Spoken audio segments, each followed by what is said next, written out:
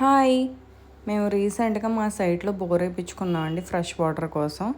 అయితే ఇది చాలా పెద్ద ప్రాసెస్ అండి. మాకు 10 డేస్ పట్టింది. ఇక్కడ రాడ్స్ చూపించాను కదా మీకు.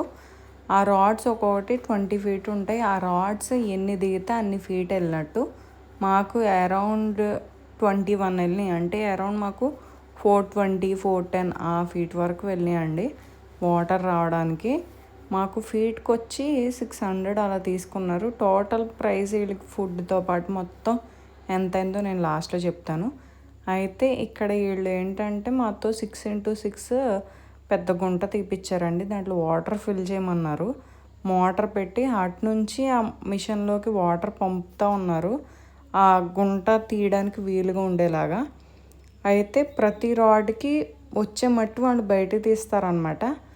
ఇలాంటి మనం కన్స్ట్రక్షన్స్కి వాడే ఇలాంటి మట్టి బయటకు వస్తే, అదే ఇసుక బయటకు వస్తే కనుక అక్కడ ఫ్రెష్ వాటర్ ఉండే ఛాన్సెస్ ఎక్కువ అంటండి. ఖచ్చితంగా 100% అని కాదు, అలాంటి ఇసుక లేయర్స్ బట్టి వస్తుందంట. అయితే ఇలా గ్రావెల్స్ కొంచెం పెద్ద పెద్దగా ఉండేవి వస్తే కనుక ఖచ్చితంగా ఫ్రెష్ వాటర్ ఉంటాయని వాళ్ళు చెప్పారు.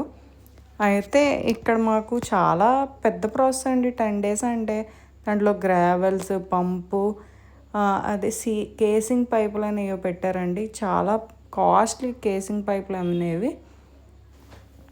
ఇక్కడ మాకు వర్కర్స్ ఇక్కడే ఉన్నారండి. ఒక ముగ్గురు 10 డేస్ ఇక్కడ ఉన్నారు. వాళ్ళకి ఫుడ్ పొద్దున్న సాయంత్రం టిఫిన్ మొత్తం టీ అన్నీ మనమే ప్రొవైడ్ చేయాలి.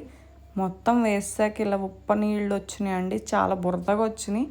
ఉప్పు అయితే కొంచెం క్లియర్ అయ్యాక టేస్ట్ చేస్తే సముద్రం నీళ్ళు అంత ఉప్పగా ఉన్నాయి. ఏంట్రా బాబు, సాల్ట్ వాటర్ పడిందా ఏంటి, ఎంత ఖర్చు పెట్టి వేస్ట్ అనుకున్నాం. కానీ తర్వాత అది తగ్గింది. టెన్షన్ పడకండి, ఒక 3 డేస్ తర్వాత చూడండి. అయితే మాకు టోటల్గా 2,60,000 అయిందండి.